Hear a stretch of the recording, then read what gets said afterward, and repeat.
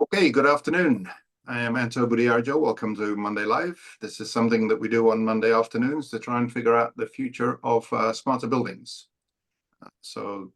Glad to have you with us on our last show of the year here. If you're wondering who we are listed on mondaylive.org, so head over there and look at the members page. Important point that views expressed here are personal, not of any company or organization. And let's make this as interactive as possible with the Zoom chat, with comments and any other sort of interactions that'd be useful. If you want anything that's on this slide deck, it is also available on mondaylive.org, right on the homepage there. So this being December, this is the third week in December. We've been sort of taking a bit of a retrospective of this past year. Today we are, after our normal sort of chit chat, we're going to be sort of looking in our retrospective stance forward to anticipating 2024, if that all makes sense. But anyway,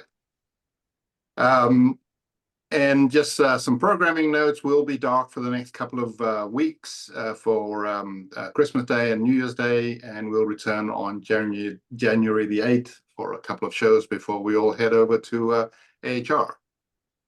So really sort of wishing everyone a joyous holiday season and really a great 2024 for next year.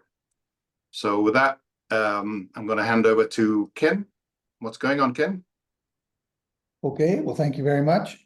I think everybody knows that all my life, I'm always trying to get the industry on the same page. And this may be the closest I've ever come to actually having that happen. So they may not all agree, but I did get them all stuck on the same page. So I think that's a feather in my cap.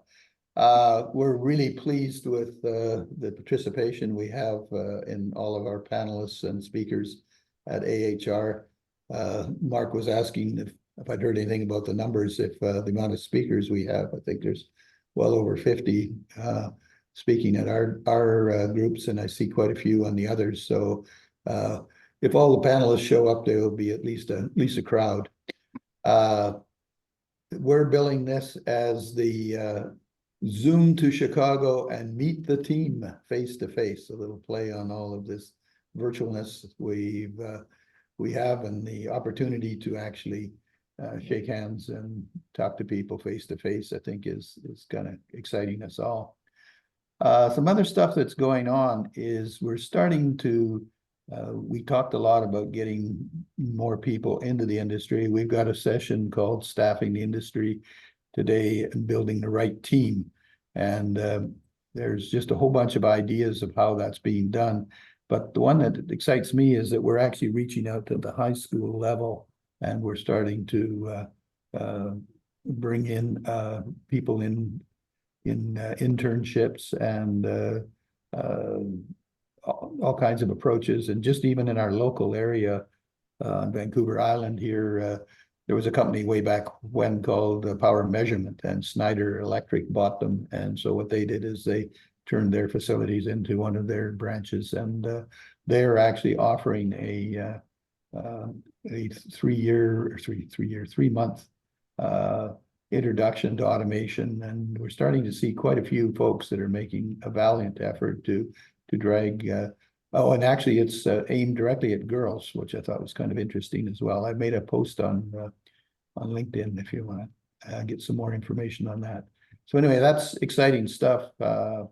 Be sure to come out to our 25th anniversary. It's starting to get, all the pieces are starting to come together, and we're looking forward to seeing you all in Chicago. Back to you. Thank you, Ken. Looking forward to the coldness of January in Chicago. Mm-hmm. So Roger, who's not able to be with us this evening because he's out singing Christmas carols. Mm-hmm. So, but he sent me this link. He thought I could share. And this is from the BCIA, which is the Building Controls Industry Association that many people in many companies and people in the UK are all members of. And they've obviously done a lot of thinking internally, and as part of their corporate plan, that they had a corporate plan, was interesting. They identified that leadership and people development were identified as problem areas. So they're doing something with it by creating this sort of, effectively, it sounds a bit like a sort of a cohort of learning for executive leadership and sort of leadership roles in companies. So it's kind of interesting. And the reason I thought this was interesting is, you know, we don't have anything like this in the US. I don't think, although one could argue that ASHRAE does a lot of these kinds of things, and so that's kind of why I thought that this would be should be shared by the group. Any thoughts?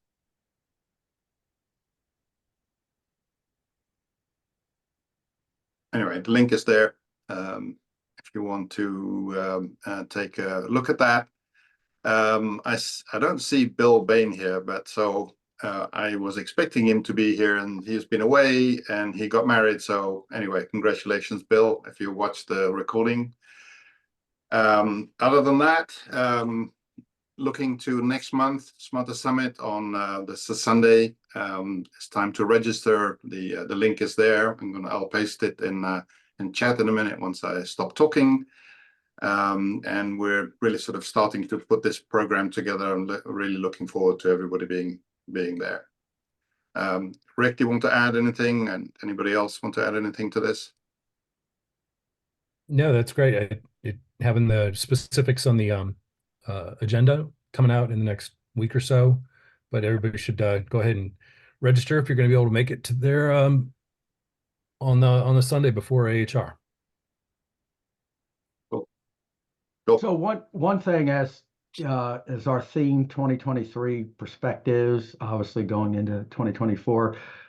Last Thursday, I was invited to participate in a Realcomm webinar, which included myself, some building owners and operators, and Jim, Howard, a group of us. And the conversation was extremely interesting. And just, again, to get different perspectives beside hopefully what all of us will share today. I think it's a worthwhile listening to. So just encourage you to go to Realcomm and get the link for the last webinar of the year. But some agreement and some disagreement. So it was good, or differences of opinion, I should say.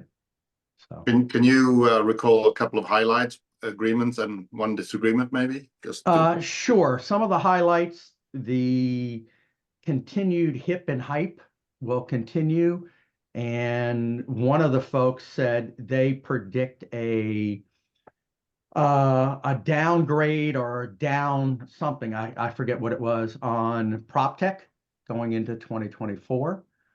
That was one. Two, the Google was on there, and they were talking about what they've been doing, and the fact that finally, after 5 years of trying to get this, whatever, their smart building solutions implemented and active, that it took a heck of a lot longer than what was anticipated or expected. So I thought that was an interesting one. Also, a gentleman from Kilroy talked about the differences of what they're seeing and what they want to do and what their occupants are asking them to do. So I thought that was a really interesting point. They've got their roadmap, but then again, they're listening to their occupants. Whether or not anybody can do everything the occupants are asking for that was part of the discussion as well. So there's some highlights. So that was kind of the general area of the conversation, is the sort of the occupation of buildings and Office Armageddon and all of that kind of stuff. right? No, it went everywhere. Yeah, but Again, yeah. around the consumption of around the use of buildings. Yes, from the end users, but from myself, Jim, and one of the other technology solutions providers, we took a little bit different stance. Okay. So, Great. Thanks for sharing that. Okay, let's move on. The links, the link board is normal. Anything else anybody want to bring up?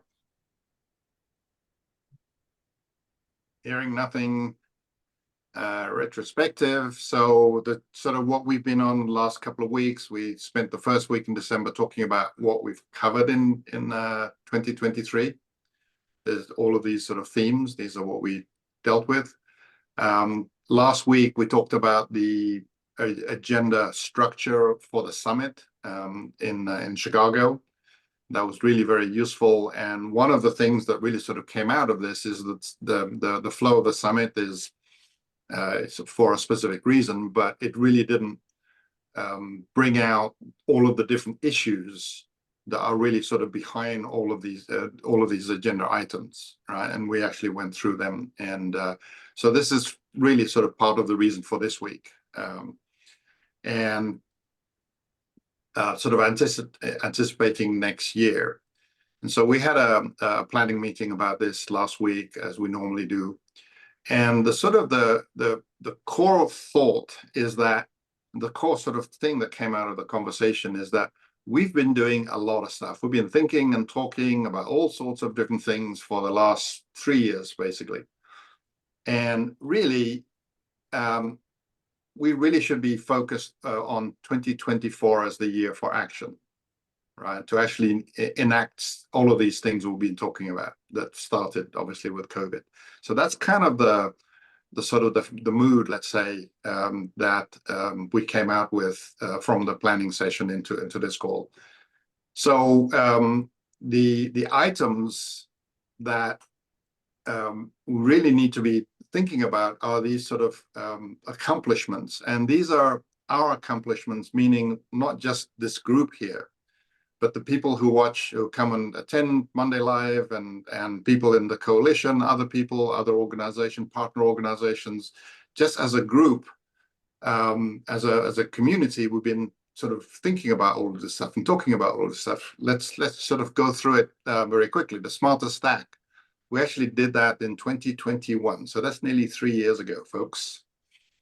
And one of the thoughts on our planning call is that we did this, but we don't really talk about it very much. So maybe we need to do that more next year. The same for Division 2525, the framework that we created. That was pretty cool. That was made mostly last year. We haven't really had much of an update or sort of discussion about that. So we thought that should be definitely something that we should cover next year. The IBB is obviously the relatively new kid in the block. That's been this year's sort of focus.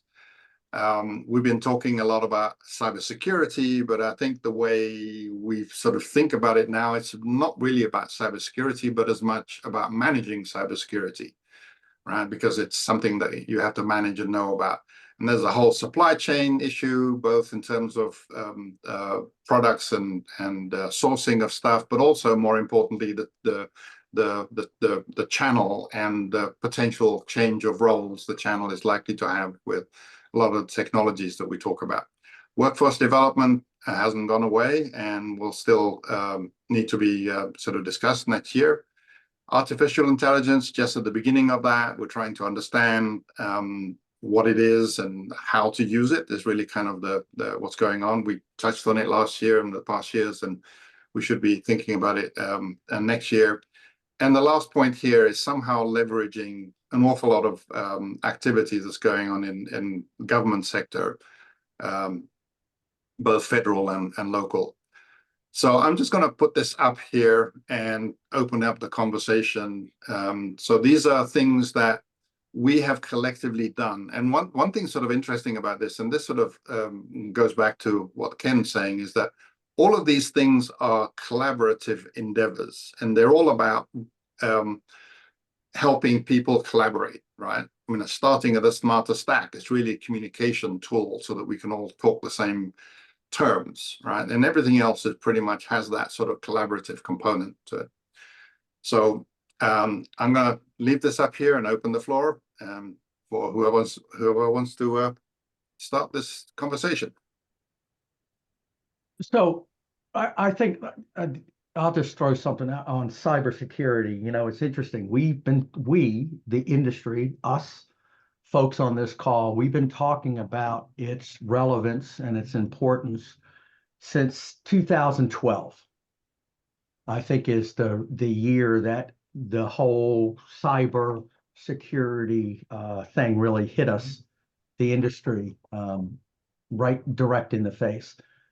And, you know, I was thinking about this the other day is as an industry, we have most definitely created processes, solutions, technology, and stuff like that to address cybersecurity. But I keep questioning myself is, are owners, operators, folks who deploy technology, whether they be integrators, contractors, those allied to the field, truly have adopted the importance of cybersecurity as a whole? That's one thought that my answer, I don't think so. All right, we still have a long way to go with respect to doing proper or enhancing cybersecurity posture. The second is, I think, as we see 2024 start, there are much more compliance and mandate issues that I think as an industry, we're going to have to address, or at least the owners and operators. So that's kind of my 2 cents on where I think cybersecurity is at the end of this year than going into 2024. I can pile on a little bit there for you, Mark, from an owner-operator perspective, property manager perspective. Cybersecurity is still huge with us as an entity. So we are hyper-focused on cyber and everything to do with cyber, every system we work with, every technology we integrate with. We have a whole dedicated cyber team. I have actually 2 cyber folks on my team, just looking at it from a product perspective, and then we have a separate cyber. And then the clients and the customers we deal with are still cyber focused. I think to your point, though, what we're finding is everyone's doing their own thing, right? It's a little bit all over the place. Everybody has their own process and procedures and their own documents and master Excel spreadsheets, and we've got cyber team talking to cyber team, and we seem to step over each other. So there's a lot of focus, but I would put it's in a bit of a mess. It's sort of, there's no consistent way. We'd love to see that, this is the cyber standard when you're dealing with, cloud plus edge devices plus, on-site devices. And everyone is, like I said, our feedback is everyone's hyper aware of it, but not really organized in a rational way to deal with it just yet. Yeah, I would agree with that things are moving more slowly than we would have thought before. But I think that vertical by vertical, people are beginning to get organized. The military is beginning to get organized. There's a lot of work going on in ASHRAE and in the BACnet community to continue to identify those gaps and work on the standards to fill them. I think that the major stumbling block with cybersecurity now is education of the specifying community. And as that comes together, I think we're going to be in better and better shape. But I agree that we've been on the journey a long time, Mark, but we're still at the beginning. But I do think that there are maybe the rank and file office owners are worrying about the existential nature of their business, but in the institutional side, people are getting serious about cybersecurity. Just taking a while. And I hope I want to believe that, yes, because again, I see RFIs, RFPs, we all do, and they specify this, they're looking for this, that, and the other, and I'm not seeing the cybersecurity portion in many of these RFIs, RFPs, or if they're there, they're extremely weak. So to your point about specification, yes. And I'll give you another case in point, which to me, it's been kept on a low profile. There's a manufacturer, no name will be said here, who was informed of a controls manufacturer was informed of a cyber incident with their controls. Okay, it happens. We all experience it. And again, it comes down to how do you address it? And 2 years later, it came out they did nothing. So again, as an industry, what a black eye for all of us who are taking cyber extremely important as an example. That's why I'm saying, again, it's a lot of little things that add up to big things. That's where I'm coming from on this. So. Yeah, I think another perspective, and I don't want to harp on cybersecurity for this whole list, because I think to Anto's point, this is actually an impressive list, right, of stuff that we've done over the last few years as a collaborative effort. You put it on a piece of paper and you go, wow, okay, there's a lot of good stuff there. So I think you're right, Anto and Mark, in that taking the, 2023 looking back, it's more about awareness and thinking about, and 2024 needs to be a lot more about action, and cybersecurity, I think, is one of those things, Mark, is what you're talking to, right? How do you make it more, it needs to be more actioned. Yeah, and the word I use on make this list, I wanted to put something there, is managing cybersecurity, because really, in a way, that's really what we actually collectively need to do. We understand what it is, we understand what to do, but managing what everybody else does. So it's cool. Yep. Any thoughts, Steve? Yeah, I want to change direction a little bit. So collectively, I view all these accomplishments as defending the castle that we've built over the past 20 plus years, 30 years, for building automation and smarter buildings. And because we've been concerned about, not concerned, it disappoints us that the intelligence we've put into buildings isn't being used more effectively. Okay, and so whether it be analytics or reducing energy spend, extending the life of equipment by better analysis of how the systems are running, all of that, and we, in the meantime, as Mark pointed out, we're in an era where these systems are subject to cybersecurity threats. And again, I view that as a defensive measure to keep these systems going. My point is,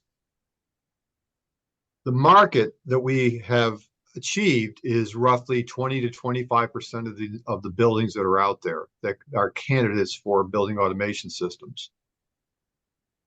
I challenge us to look at this list and say, okay, if all this stuff starts getting used more effectively, are we really going to move the needle in terms of market penetration?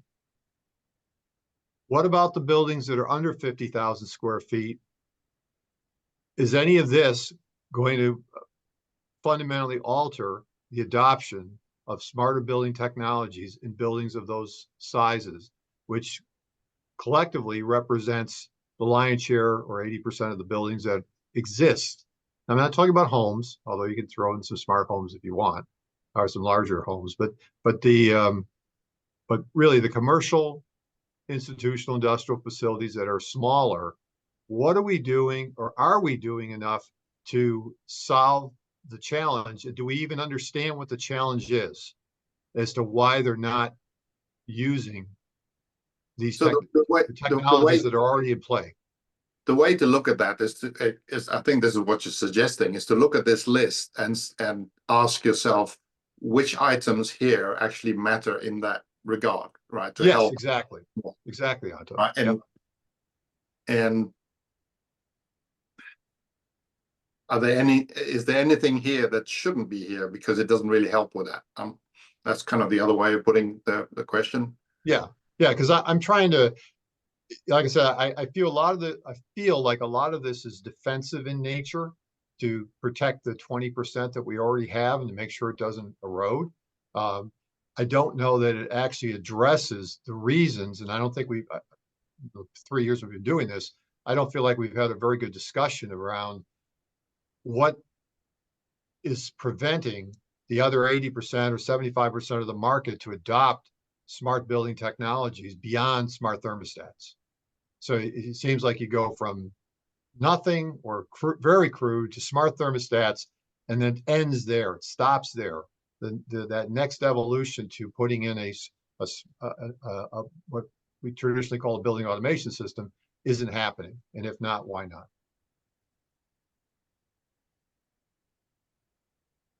So if I sort of think back on especially the top three, which are, specific things, tangible things, the rest are sort of topics. But certainly when I look at the first three and look at how those projects started, there was a significant amount of motivation to deal specifically with this issue, not to just focus it on large buildings. I know that was in the outset. Now I'm sort of asking, have we sort of forgotten it? That's kind of another way of asking that question. Have we sort of reverted back to our comfort zone, which is the large buildings, which is Rick, you're shaking your head and nodding. And well, that was the whole premise of when we started meeting in Washington, D.C., was identify what the obstacles were to greater adoption, both inside that 20 to 25%, and then in the other 70 to 80, 75 to 80%. And being able to make it easier to specify, easier to buy, more interoperable. I mean, those were key things that were identified. So I would say that the things like the cybersecurity spec, the analytics spec, the smarter stack, the Division 2525 framework were all efforts to make procurement and delivery simpler, more interoperable, maybe more cost effective, hopefully. And introducing interoperability always affects access and price. So leveraging cloud native technologies, for instance, the goal is to lower the complexity and lower the cost of implementing technology, so that it can go to the smaller buildings and can go to the 80% of buildings, which equals 50% of the total square foot in commercial buildings, not just office. So, I think that these things have started to show that technology can more easily be bought, procured, deployed for a greater inventory of building types, building, total. I would add this. I think part of the challenge, as I see it over the last several years, is that as an industry, we've done a really good job at providing use cases, case histories for these magnificent buildings, campuses, and so forth and so on. And again, wonderful. I mean, they're really good, and it really shows the plethora of things that we, the industry, can do, are doing. But we're still, and to your point, Rick, to echo a little bit there, is that we have not, as an industry, made a good case for those 50,000 square foot and lower buildings, because the perception is it's way too costly. How am I gonna do this major campus that I see? No, we won't mention any names. Wow, that's so cool. I can't do that in my 10-story building. You know, we've got buildings on every corner, and the day that all of those buildings are using some kind of smart technology, it doesn't have to be the full breadth. Just get started. Start with HVAC, lighting, or whatever. Then we'll know we, as an industry, we've done our job. Can I jump in here? I had an interesting conversation on Friday with a telco. Actually, not a telco, somebody who was providing information to a telco, so I can't use any names or anything, but the concepts were very eye-opening to me. I hadn't kind of thought of how this would all play out. And the other thing that happens as we move into the cloud native and more use of AI, other industries are doing exactly the same thing. And we're about to collide, I believe, with not really collide, but to have the telecommunication industry become part of what it is we're doing. And we see a lot of interface points. One of the first ones was the IBB, and for them to actually grab these companies that can pull all of our protocols, and then they can turn this into a service. Their idea is to just basically sell, as they always do, just data services. So what they're seeing is that's one thing, and I think we've also seen the telcos coming into health services and a bunch of areas that and home security. So this is just a natural evolution for them to come in. The complex buildings will probably not be their target. It will be the smart thermostat business. It'll be more like, in fact, we talked about like Tracy's business more. That would be the business that they'll be chasing. And they will attempt to offer services to for companies to basically operate their buildings, and IBB kind of thinking will be part of that. We kept on talking, and then they discussed that they would go into actually the sensor business, and they see that what's happening in our industry is, in fact, every one of our sensors will in fact have a SIM card, and it will in fact work on the back of their networks, and they kind of see that all evolving. So I kind of got a little bit of a peek into a whole other industry that is kind of evolving, but they, I think, are better positioned to do those small buildings that we're not able to do because our systems are so complex. The scary leap for me was the idea that in fact they would do sensors, and they would basically pull these sensors together wherever they were and put them into some kind of a monthly charge as they do. So it'll all follow their financial model, but they're still trying to figure out how best to do that. But the idea, I guess, that these SIMs have come down now, that their dollars cost. So in fact, building a product that has a pocket for a SIM is sort of a reality. So anyway, just some interesting, eye-opening stuff, all in a few hours that fell on me. That'll be interesting to watch. I think that's a sector that's bound to be looking. I'm not sure about the sensor bit, to be honest. That seems a reach, but other than that, the connectivity. That is not a reach at all. No, It is the direction this is headed. I guarantee it. Yeah, I think so. Actually, it was funny.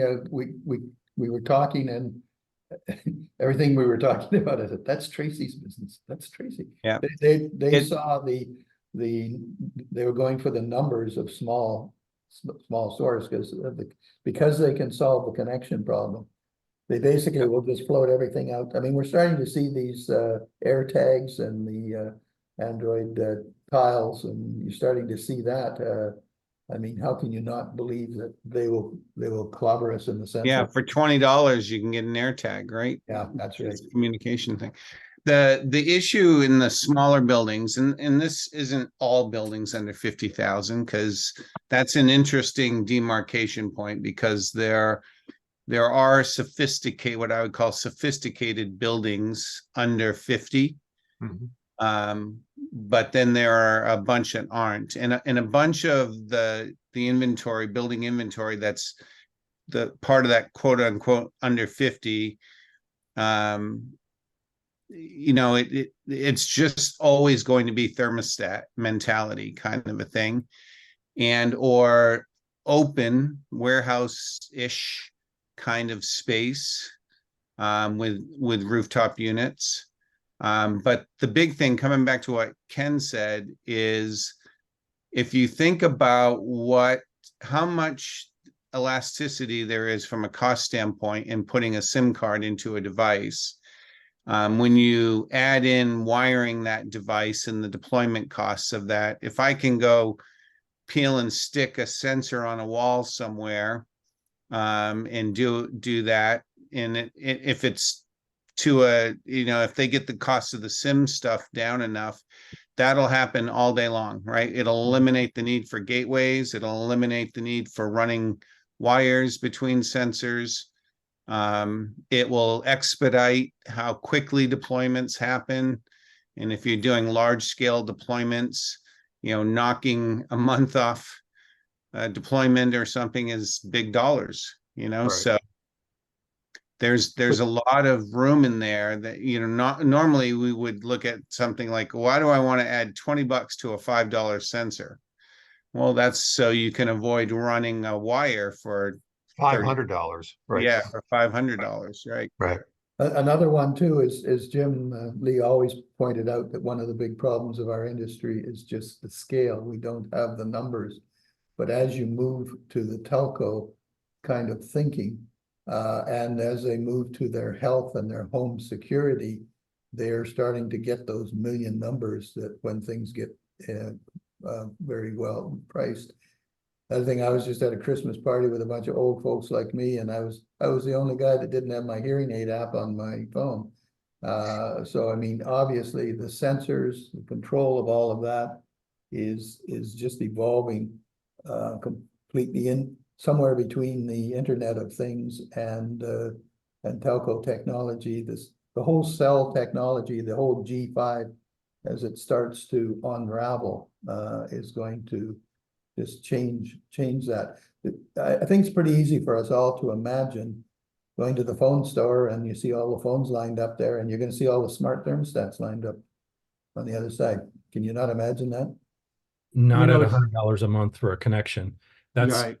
That's the key thing, is that, I mean, we've been talking about the potential for the telcos to come in and do something, but they haven't been able to get over themselves of like, oh, well, we need $50 a month for an unlimited data plan.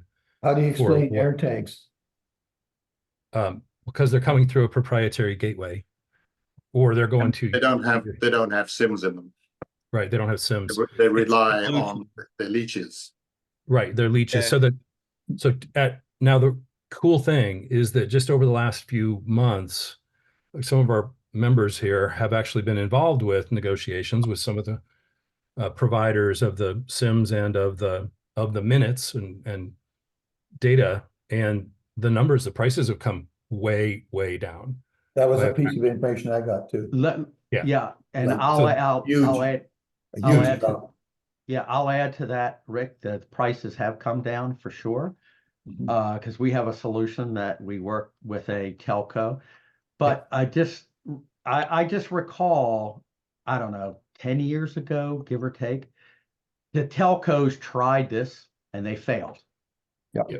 And but I think, Ken, to what you were saying, so here's this. Recall in one of our previous year's discussion on Monday Live, we talked about a completely as a service model.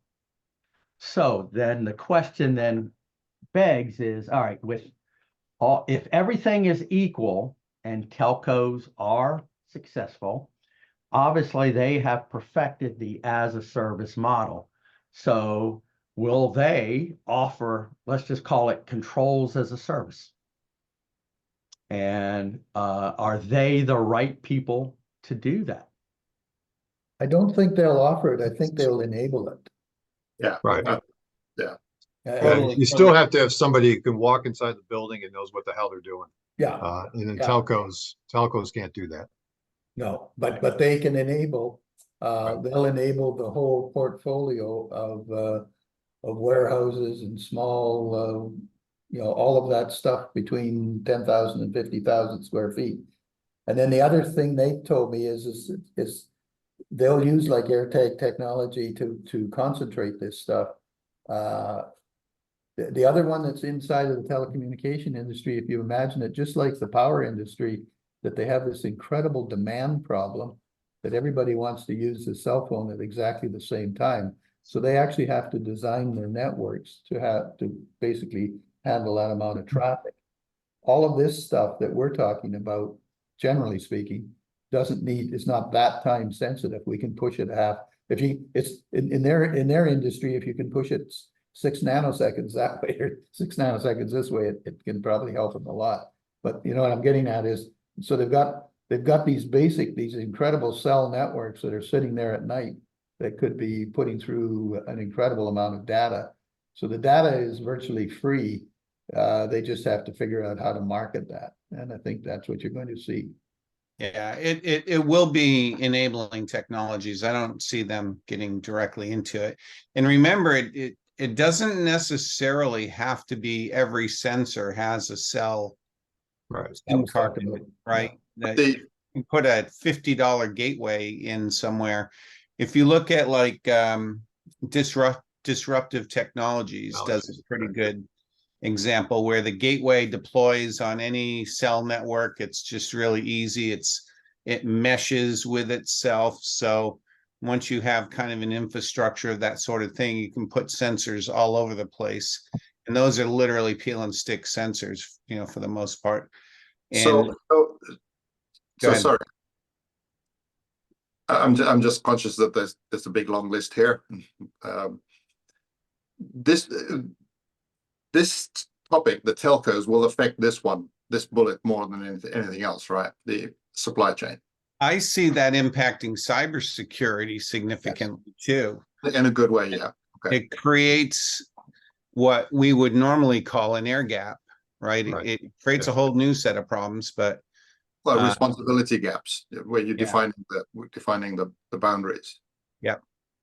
It'll bring a whole bunch of new people focused on our industry that are from the telco, and a lot of their stuff is sort of winding down too, so they actually have some bandwidth. So I think workforce development will be greatly affected. yeah, and this will impact the IBB also, right? Yeah, no, it's touching on every one of significant. those. Yeah. In my So mind. quite a question for you guys. You got supply chain, to your point, Anto. Just a quick vote or opinion. Do you think we are over the supply chain hump challenge we experienced? Well, I mentioned 2 points just to clarify. I think that's a great question. There's a supply chain problem that we saw coming out of COVID.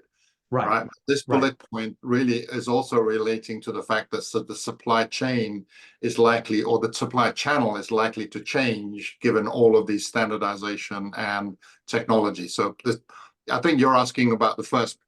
I'm asking the first part because again, stuff goes into stuff that makes stuff that ultimately you have an end solution of some kind that this whole group provides, including our.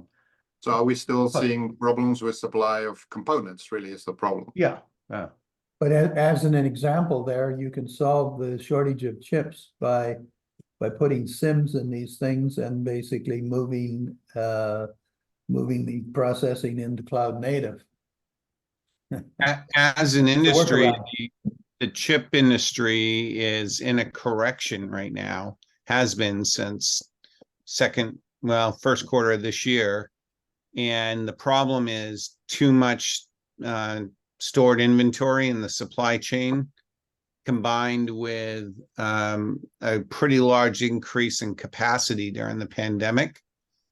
So it's not if there are supply chain issues, it's coming from other places other than manufacturing of semiconductors. It's, up chain somewhere else. Yeah, I see a drastic improvement on where we were. And ultimately, are we over the hump? I would say I will reserve 10% that of 100% answer. No, always got to be cautious and always got to be 3 steps ahead. But I think we've overcome a lot as an industry. Yeah, and it may be one of those things that we never fully return back to the place we were pre-pandemic, right? There were a lot of efficiencies that were realized during the pandemic and accepted, let me use that word. It became okay to wait 2 weeks instead of 1 week, or a month instead of 10 days or something. So everybody's planning window changed dramatically. So we may not see it all, rebound all the way back to where it used to be. Jim, Look at that. you kind of have some interaction with hardware. Yeah, and I think that there's been market improvement, but I really read this bullet differently. I do think we're over the supply chain hump from COVID. What I'm interested in is to see how the industry reconfigures itself in terms of distribution, because what we're seeing is a dissolution or degradation of corporate-owned branch offices because the cost structure is high, and we're seeing the rise of more and more independence. And as Office Armageddon and these other things sweep through, things like the collapse of China as a market, where a lot of large companies were doing a lot of business for the past several decades. To me, that's where the interesting evolution is going to be in the industry is basically our distribution networks, channels to market, rather than can we get stuff to sell. I think it's going to continue to evolve into a much more direct supply model, less 2-step distribution too. That's something we've been watching even pre-pandemic happening. So I want to just follow that point a little bit. Historically the branches were getting bigger buildings in metropolitan areas, right? And the national accounts type opportunities, whether they're quick serve restaurants or bank chains, or are historically poorly served by the branch offices, because it's really takes a centralized approach. And so are the independents who have raised their level in terms of being able to be competitive in the local markets against the traditional branches. Who and how is this national account work going to be effectively, who's going to capture that business?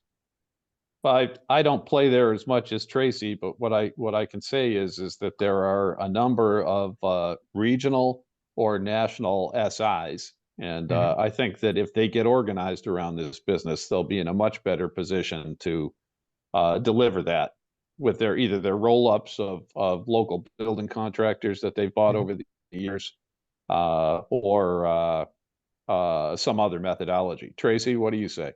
Yeah, we see a lot of hybrid models, not a single throat to choke kind of deployment, right? Where things are built, pre-configured, and then deployed by a lesser skill set, especially in these smaller buildings, right? Okay. Engineering and doing all that part becomes more central function, or it's something, especially on national accounts, where things get really repeatable. Right? The systems largely are the same and are configurable at best, not programmable, just to make a distinction there. So the resources you need to deploy these systems is different and look a whole lot more like electrical contractors than controls contractors. let's say, so. I think So- more and more evolution to that. So we're coming up to 4 o'clock. I'd like to sort of go around, do a quick round here and just ask each one of you very briefly, 15 seconds, 20, what are you most optimistic about for 2024? I'm going to start with you, Tracy. I'm just going to go around my screen. So I think that I'm most excited. I hate to use the term AI, but more advanced software, let's say, even into our industry. Okay, thank you. Rick? Yeah, I'll just say that the interoperable building box framework will allow for what Tracy just described. If we can build on this, Anno? yeah, so I'm gonna combine the two. Yeah, so artificial intelligence at the edge on the IBB. How's that? Cool. David? I'm most excited that these problems still haven't been solved, which means there's tons of opportunity for everyone. Yeah, I go along with that. There's nothing like a well understood problem. Jim? I'm most excited that with things like the Smarter Stack or Div 2525 and IBB, we've laid the groundwork. And I think although things have been going slowly, I do believe cybersecurity and other components are going to start to gain a lot of momentum in 2024. Ken?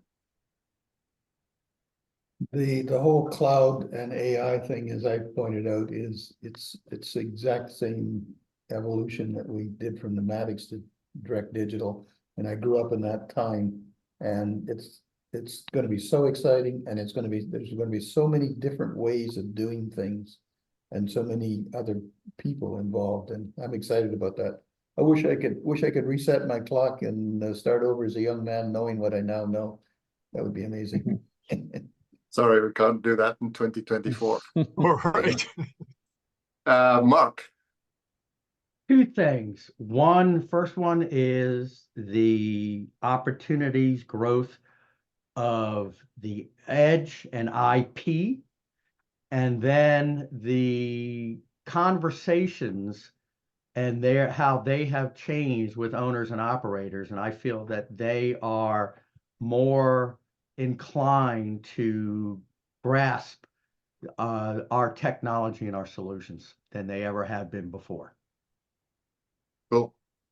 Steve, last. So I think everyone has sort of hit the key points. I would just summarize it as the enabling technologies, whether they be cloud, edge technologies, cyber technologies, have gotten to the point now where we can see how they can come into our space and how we can take advantage of them and really make our buildings smarter. That's what's exciting. Because if you go back three decades, we leveraged microprocessors, right, to get rid of pneumatics largely.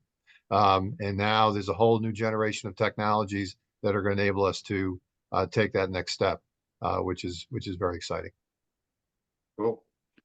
And for me, I think I've done everybody, right? Yeah.